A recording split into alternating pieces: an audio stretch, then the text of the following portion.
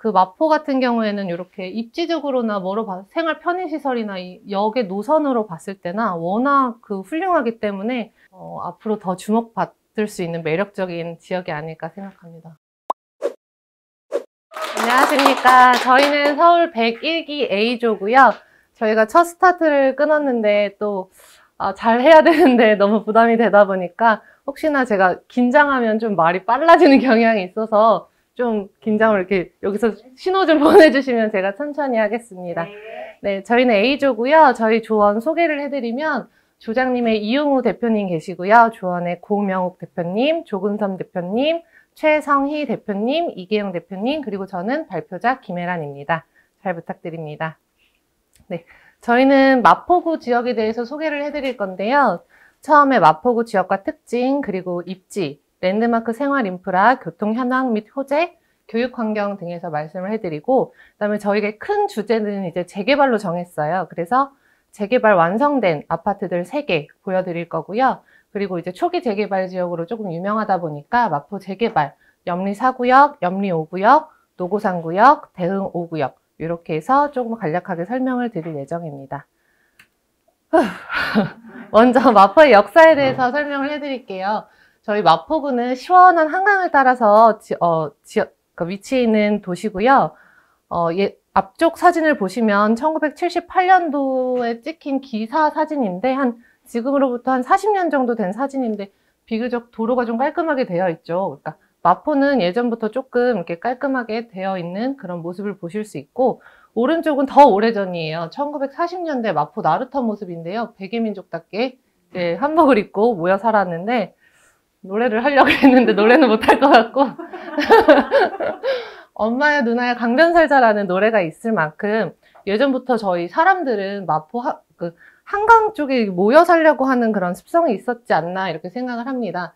이때부터 이제 선조들은 저희에게 답을 줬는데 마치 저희는 알아차리지 못하고 마포를 지금 이렇게 가격이 오를 때까지 넘기지 않았나 싶습니다. 마포 지역과 특징을 한번 볼 건데요. 서울에서 한강변을 따라서 서쪽, 북쪽, 그러니까 서북 쪽에 위치해 있고요. 위쪽으로는 은평구, 서대문구, 종로구, 중구, 용산구 이렇게 있고, 아래쪽으로는 강서구, 양천구, 구로구, 영등포구, 동작구 이렇게 위치해 있습니다. 붙어있는 경계선으로는 용산구 쪽 이렇게 있어서 저희가 공덕 쪽을 중계하게 되면 약간 그 선을 넘어서 용산구 쪽까지 중계를 하는 경우도 있습니다. 네, 이렇게 따와 보면은 바나나 모양처럼 가늘고 길게 이렇게 이런 지형도를 가지고 있는데요. 상암동으로 시작해서 공덕동, 도화동 이쪽으로 라인으로 끝나게 됩니다. 그 역을 한번 보면요. 경의중앙선과 신촌역인 그 2호선 라인이 이렇게 위쪽으로 있는데요. 디지털 미디어시티 역 쪽으로 역을 시작해서 이제 6호선이 가운데를 관통하게 돼요. 그래서 이 6호선을 중심으로 위아래가 나눠져서 동이 정해지기도 하니까 그건 뒤쪽에서 조금 설명해 드릴게요. 마포의 인구를 보면요. 17만 8,482세대고 명수로 치면은 37만 1,890명, 그리고 주택은 13만 7,950호 정도가 되고요. 면적으로는 23.85km제곱미터가 됩니다. 주요 시설로는 문화재 15종, 구립도서관 15개소, 학교 47개소, 복지시설 93개소, 어린이집 202개소, 의료기관 742개소로 지금 주요 시설을 나타내고 있습니다. 생활권에 대해서 한번 살펴볼 건데요. 생활권은 총 5가지 생활권으로 나뉩니다. 첫 번째로 상암동 전체를 이루고 있는 상암생활권인데요. 서울시 서부권의 시계로 광역적 관문의 역할을 하고 있고, 상암 택지개발지구로 지정되어서 계획된 지역이기 때문에 상암 DMC 조성을 통해서 산업 전체적인 기반을 갖췄어요. 조금 뒤쪽에서 한 번 더 설명해 드릴게요. 한강과 인접해 있고 쓰레기 매립지로 활용되던 시설을 생태공원으로 조성한 대규모의 공원이 입지되어 있어요. 그래서 예전에는 여기 부분을 지나면 좀 쓰레기 냄새가 나기도 하고 그랬었는데 요즘 오히려 공원이 정말 많아서 살기 좋은 도시가 되지 않았나 싶습니다. 그 다음에 망원 1, 2동, 성산 1, 2동 합쳐서 성산생활권이 있는데요. 성산생활권은 표고 40m 이상의 지역의 비율이 높은 서부권 내 평지로 구성된 지역이고요. 한강, 홍제천 및 불광천의 입지로 수변 공간이 풍부합니다. 또 주거 기능이 우세한 지역이고 공동체가 발달되어 있어요. 다만 이제 어린이 공원 등의 생활공원이 조금 부족하다는 단점이 조금 있습니다. 그 다음에 합정동과 서강동, 그리고 서교동, 그리고 저희 고명욱 대표님이 계시는 연남동, 이렇게 4개를 통틀어서 합정 서교생활권이라고 하는데요. 가운데 중심에 그 홍대 입구가 있어요. 그래서 홍대 입구역 일대 종합개발계획으로 만들어진 지역이고, 홍익대학교 문화의 거리 등이 입지해 있어서 젊은이들의 도시락으로 불리기도 합니다. 합정역 일대 재정비 촉진 사업으로 인한 대규모 주상복합 건축물이 입지해 있고요. 단독 및 다세대 주택 등 저층 주택이 다수 차지하고 있습니다. 그다음 아까 말씀드린 것처럼 6호선 라인을 따라서 아래쪽은 용광생활권, 위쪽은 아현생활권으로 이렇게 분류가 되는데요. 한 번에 보시면 아현생활권은 이제 도심 지역과 인접하고 있으며 마포대로변으로 업무시설이 입지해 있습니다. 그 공덕역 주변으로 보면 굉장히 높은 빌딩들도 많고 그 사무실, 되게 비싼 사무실들도 되게 많은데 그쪽을 말하는 거고요. 그다음에 아현 재정비 촉진지구가 지정되어서 주거 환경 변화가 진행 중입니다.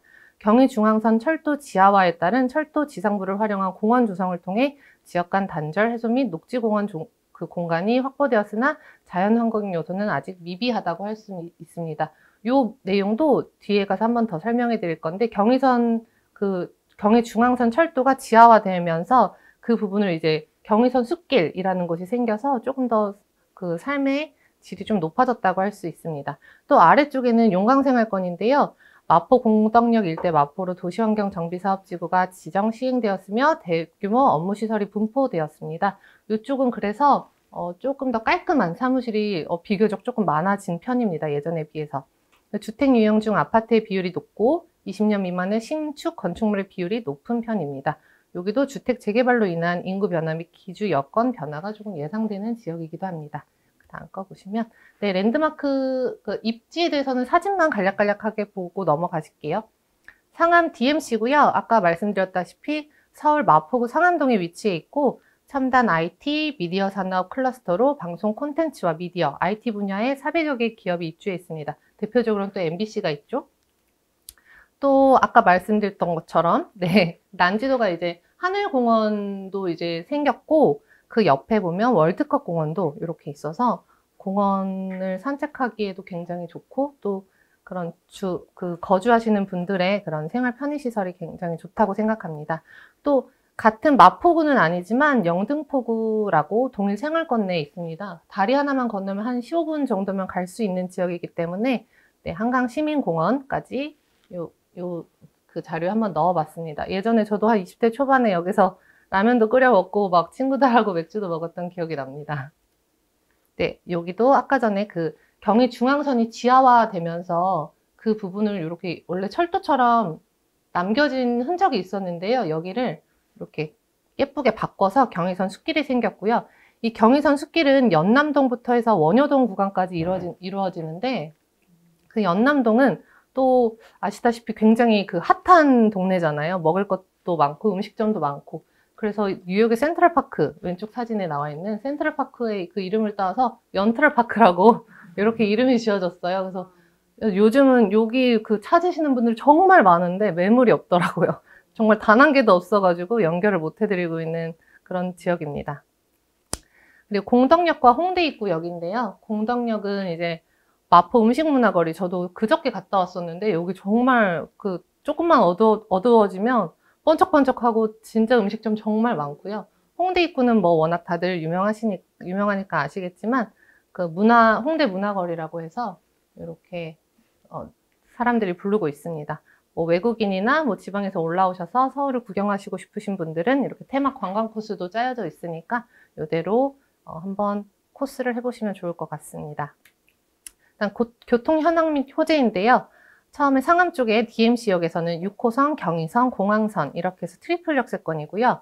홍대 입구역은 2호선, 경의선, 공항선 이렇게 해서 역시 트리플 역세권입니다.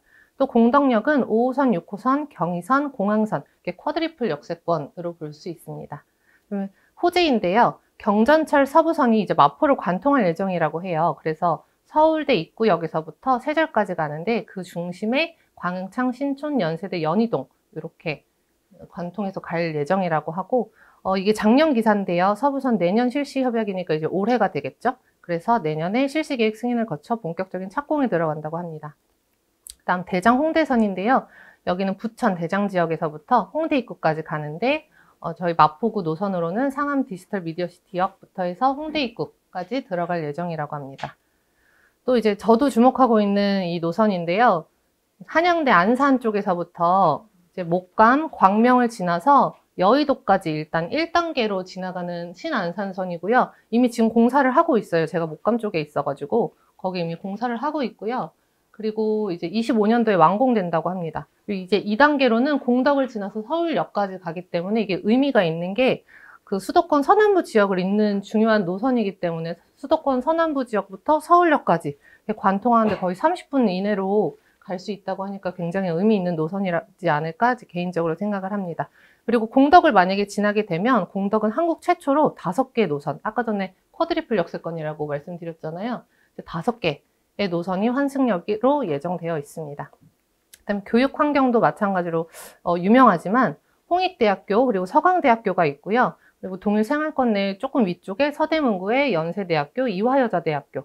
그래서 여기도 보시면 이 부분이 이제 이 부분에 대해서 다시 말씀드릴 건데 여기가 그 제2의 대치동이라고 해서 그 재개발 아파트들이 이제 완성되면서 그 고학력 중산층들의 재개발 아파트가 대거 유입되면서 학생 수가 또 증가되었고 학부모들의 또 그분들은 또 교육열 자체가 높기 때문에 인구도 많아졌는데 교육열 자체가 또 높아지기 때문에 이게 학원가 형성으로도 집값 임대료 상승이 지금 이끌어지고 있습니다. 근데 또 조금 아쉬운 점은 이게 19년도 기사인데요. 지금 약간 코로나로 인해서 그런 건지 이 부분은 제가 이 부분 여기를 갔다 왔었는데 학원이 여기 종로 학원 이런 게 잘 보이지 않더라고요. 그래서 그것 때문에 일시적으로 조금 주춤할 수 있으나 어쨌든 수요가 있기 때문에 앞으로 코로나가 조금 잠잠해지거나 하면 다시 좀 일어나지 않을까 그렇게 생각하는 지역입니다. 자, 이제 저희 재개발 성공 사례에 대해서 말씀드릴 건데요. 마포 레미안 푸르지오, 마레프라고 부르죠. 아연 3구역이 성공되어서 이제 아파트가 지어진 곳이고요. 대흥 2구역이 성공되어서 신그자라고 부르는 신촌 그랑자이. 그리고 염리 3구역, 최근에 그러니까 작년에 입주 시작했던 마포 프리스티자이에 대해서 설명해 드리겠습니다. 일단 마포 레미안 푸르지오는 이 부분입니다. 아연 3구역이 지금 재개발 성공해서 된 거고, 그 다음에 신그자는 이쪽, 이대역 바로 초역세권입니다. 그리고 그 사이에 마포 프리스티자이가 있습니다. 먼저 아연 3구역이 성공해서 되었던 마포 레미안 푸르지오는요, 2014년도 9월에 입주 시작했고요. 3,885세대입니다. 이거는 이제 대단지를 넘어서 거의 머메이드급으로 불리는 그런 단지수고요. 저층은 8층부터 최고층은 30층까지 총 51개 동으로 이루어졌고요. 2호선 아연역과 5호선 애호개역 사이에 있습니다. 1단지, 2단지, 3단지, 4단지 이렇게 이루어져 있고요. 강변북로, 여의도, 도심지 진입이 당연히 용이하고요. 교육 환경이 아까 말씀드렸다시피 그 학원가가 이 아래쪽, 위쪽에 있기 때문에 초, 중, 고 명문대 근접함과 더불어 이제 학원가까지도 조금 가깝기 때문에 아주 각광받고 있는 단지입니다. 그 신고가를 한번 보면요. 분양가 6억으로 시작해서 최근에 19억 3,500 정도까지 됐었고 전세 신고가는 4억 5천에서 시작해서 11억 7천 정도까지 찍었습니다. 그 다음 대흥 2구역 신그자인데요. 신촌 그랑자이 2020년 2월에 입주했고요. 1248세대로 여기도 마찬가지로 대단지고요. 저층은 12층이었고 고층은 23층이 됩니다. 총 18개 동이고 GS건설에서 했습니다. 그리고 여기를 보시면 그 이대역 가족 초역세권입니다. 바로 코앞에 있기 때문에 일단 당연히 주요 업무지까지 교통이 편리할 뿐더러 교육환경 다 같은 동네니까요. 교육환경이 우수하고 초중고 명문대 근접하고 교육, 교통, 편의시설 이쪽은 또 아시다시피 신촌입니다. 그 유명한 신촌이기 때문에 뭐 교육 환경부터 이제 편의시설부터 다 잡은 이제 강북의 메카로 자리 잡았다고 보고 있습니다. 가장 비쌉니다. 그래서 2016년도 분양가가 7, 8억에서 시작해서 20억 찍었고요. 그리고 지금 조금 뭐 보합 상태입니다.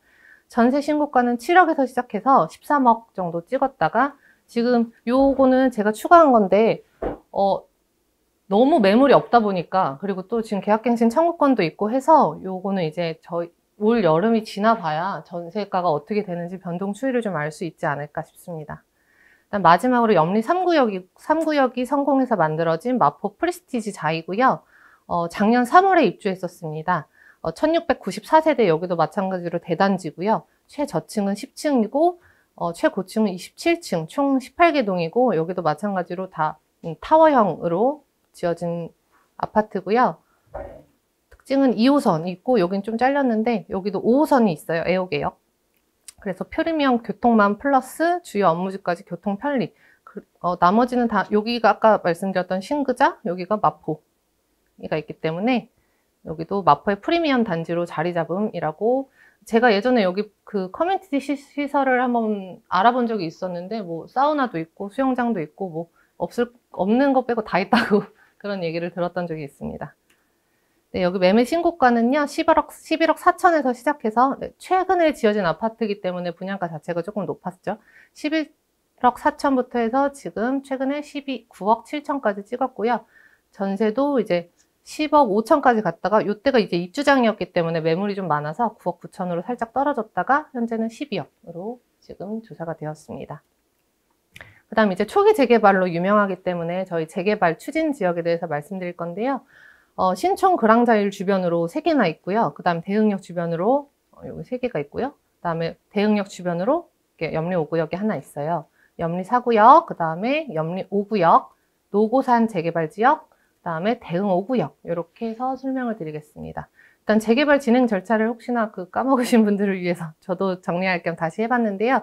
기본 계획 1% 단계, 정비구역 지정 10% 단계, 그 다음 추진위원회 설립 20% 단계, 그 다음에 50% 동의율 받아서 조합 설립 인가 30%, 그 다음에 75% 동의 받아서 사업 시행 인가 50%, 그 다음에 관리 처분 인가 하면 80% 진행된 단계고, 이주 및 철거까지 하면 90%, 그리고 입주 이전고시 되면 이제 재개발이 거의 완성된 100%고, 여기서 이제 현금 청산 및 여러 가지 정산 문제를 남기면 한 1년에서 3년 정도 기간이 소요된다고 하는데요.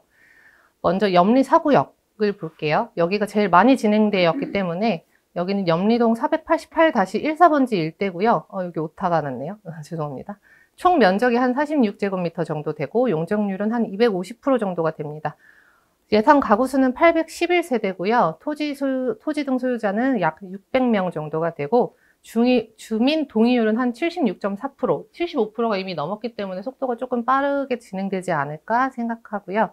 여기는 2007년도에 재개발 정비구역으로 지정이 됐었던 곳이에요. 그러다가 2013년도, 15년도 이때 부동산 침체기가 워낙 왔었기 때문에 주민들의 반대가 많아서 정비구역이 해제되었다가 20년도에 다시 사전 타당성 조사가 되었고, 그리고 12월부터 개발 행위 허가 제한, 이제 신축 조객이 금지가 되었고, 그 다음부터 이제 주민 동의율 조사 더해서 이제 권리금 산정 기준이 이미 나왔고요. 그래서 더 이상 입주권 때문에 여기를 이제 신축으로 들어가시는 투자자분들은 조금 조심하셔야 되고, 그 이후에는 이제 입찰 공고까지 돼서 올해 초에, 그러니까 올해가 2022년이니까요. 2, 3월들에 정비구역 지정 곳이 예정되어 있습니다. 그래서 지금은 정비구역 지정 10% 정도 된 단계이고요. 이제 거의 막바지에 왔다고 생각합니다. 그다음 염리 5구역이요. 여기는 제가 제일 좋다고 생각하는 구역인데요. 염리동 81번지고 총 면적은 이 정도 되고요. 예상 가구수는 1337세대, 그리고 조합원 수는 약 574명 정도 되고요. 주민 동의율은 한 73% 정도 됩니다. 여기도 마찬가지로 2010년도에 재개발 정비구역으로 지정이 되었다가 15년도에 주민들의 반대로 인해서 해제가 되었다가 마찬가지로 2020년도에 사전 타당성 조사가 되었고, 그다음에 20년도에 그 다음 달에 벌써 그 개발 행위 허가 제한이 들어왔습니다. 그리고 주민 동의율 조사가 2021년도 8월에서 9월 사이에 이루어졌고요. 권리금 산정 기준일은 지금 제가 조사한 바로는 아직 나오지 않았고요. 이제 지정 예정이기 때문에 여기도 하시는 분들은 얼른 서두르셔야 되고, 만약에 권리금 상정 기준이 나오면 더 이상 신축 쪼개기 같은 걸로 입주권은 안 나오기 때문에 조심하셔야 된다고 생각합니다. 여기는 네, 요 정도 단계고요. 제가 직접 돌아다니면서 사진을 찍었는데요. 그 앞쪽에 요 염리 4구역이나 여기 뭐 마포 프레스티자이, 마포 와보신 분들은 알겠지만 굉장히 구릉지가 많아요. 이렇게 언덕을 올라가다 보면. 그래서 가끔 이쪽을 지나가다 보면 차로 운전하면 이렇게 뒤로 뒤집어질 수도 있겠다라고 생각이 들 정도로 구릉지가 되게 많은데 염리 5구역 같은 경우는 평지예요. 보시면 알겠지만 평지잖아요. 구릉이 없어요. 그 신축 아파트들도 굉장히 언덕을 많이 올라가야 돼서 이렇게 깎아서 지은 곳들이 많은데 염리 5구역은 평지가 많아서 벌써 여기는 피가 엄청나다고 합니다. 벌써 신축이 많이 들어선 모습이고요. 네, 다음 넘어가겠습니다. 그 다음은 좀 간략하게 설명할게요. 아직 정보가 많이 없어서 노고산 구역과 이제 대흥 5구역 설명해 드릴 건데요. 노고산 구역은 신촌 그랑자의 이제 서쪽에 위치해 있고요. 면적은 이 정도 되고 주민 동의율은 72% 정도 넘었다고 합니다. 단독주택 재건축 정비구역으로 지정이 되었던 게 2009년도인데 여기도 마찬가지로 해제되었다가 최근에 다시 타당성 조사 그리고 주민 동의율 조사 이렇게 지금 이루어지고 있습니다. 위치는 신촌 그랑자의 왼쪽입니다. 그 다음 대흥 5구역인데요. 여기도 마찬가지 신촌 그랑자의 보다 조금 아래쪽에 위치해 있고요. 21년 3월 공공재개발 후보지에 탈락되었다고 해요. 그 주민들의 반대가 심해서. 그리고 이번에 그 신통기획, 오세훈 시장의 신통기획 거기에 이제 재개발 공모를 신청했다가 안타깝게도 며칠 전에 떨어졌죠. 떨어져서 다시 뭐 다음을 노린다라는 말이 있고요. 여기 말고 이제 이쪽에 공덕 A 구역이 지금 신통기획에서 선정이 돼가지고 거기는 벌써 들썩들썩 한다고 하고 또 그 옆쪽에는 용산구긴 한데 효천공원역 쪽에도 제가 얼마 전에 하나 계약한 곳이 있는데 거기가 이제 벌써 2배가 넘었다. 거기는 재건축 지역이 선정되어가지고 한 2배, 3배 거의 간다고 얘기를 하더라고요. 그래서 지금 네, 저희가 준비한 자료는 여기까지고요. 마포 같은 경우에는 이렇게 입지적으로나 생활 편의시설이나 이 역의 노선으로 봤을 때나 워낙 훌륭하기 때문에 재개발이나 재건축이 이루어졌을 때 이미 젊은 층이 많이 유입되었지만 젊은 층이 더 많이 유입되면 당연히 학원가도 형성될 거고 교육열도 같이 따라올 거기 때문에 앞으로 더 주목받을 수 있는 매력적인 지역이 아닐까 생각합니다. 앞으로 오세요. 감사합니다.